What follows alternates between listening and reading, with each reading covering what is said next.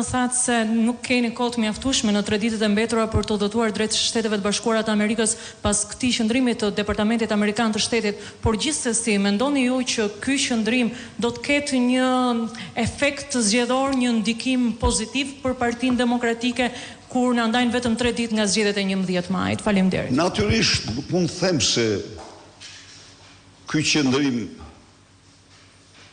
i ri nuk mirëpritet nga qindra mijëra shqiptarë.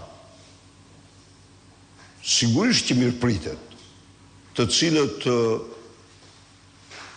më besojnë mua që ajo ishte një akt politik korruptiv.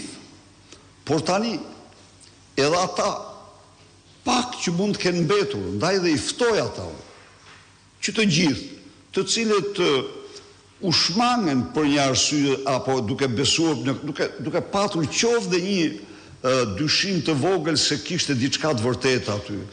Tani besoj se është koha të bashkohen dhe të mos votojnë as një forcë tjetër përveç Partisë Demokratike.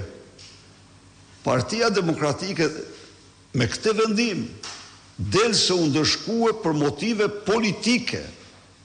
U ndëshkue për motive politike me lobimin e zi korruptiv të Edi Rams, George Soros dhe tjerë. Dhe ky është një lehtësim.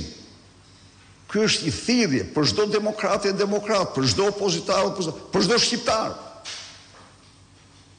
Edhe një pyetje të fundit, zoti Berisha, meqense kryeministri Rama ka shpallur memorandumin e